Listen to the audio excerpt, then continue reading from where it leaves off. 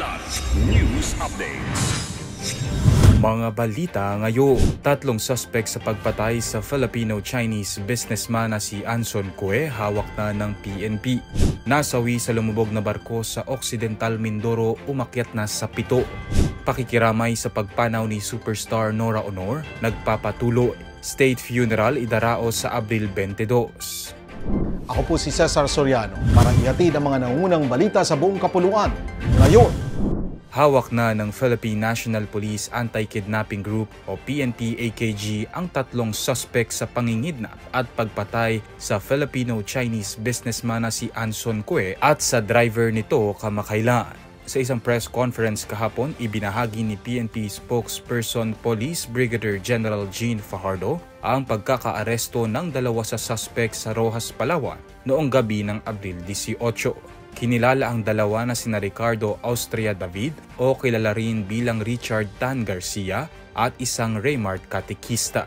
Sumuko naman sa otoridad Sabado ng hapon ng isa pang suspect na pinangalanang si David Tan Liao, isang Chinese national at umamin umano sa pagiging sangkot nito sa krimen.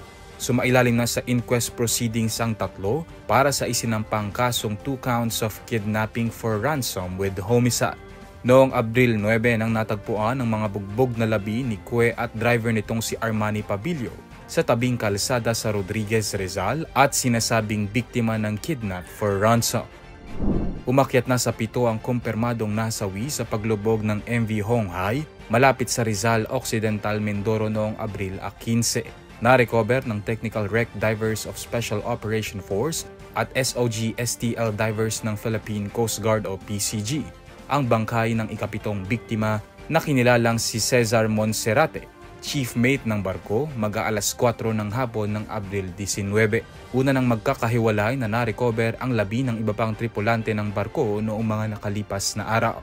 4 pang crew members ang pinaghahanap habang ilan sa mga sakay nito ang nailigtas ng rescuers. Na-recover naman ng PCG ang ilang mga personal na kagamitan mula sa bridge, vessel at second floor cabin.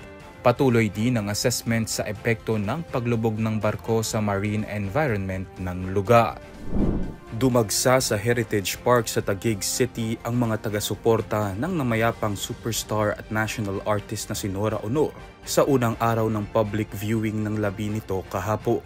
Sa kabila ng matinding init, tiniis ng daan-daang Noranians ang mahabang pila para masilayan at magbigay pugay sa kanilang idolo na pumanaw sa edad na 71 noong Abril 16.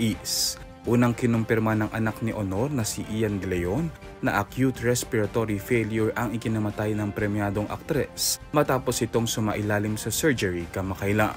Samantala, inanunsyo ng National Commission for Culture and the Arts o NCCA ang pagdaraos ng State Necrological Services and Funeral kay Ate Guy sa Metropolitan Theater sa Maynila sa Abril 22 bago ito ihatid sa libingan ng mga bayani sa Taguig City para sa kanyang huling hantungan sa parehong araw. Si Honor, na higit 5 dekada na namayagpag ang karera sa industriya ng showbiz, ay kinilala bilang National Artist for Film and Broadcast Arts noong 2022. Para sa Kidlat News Channel, ako si Renza Linon, nag-uula.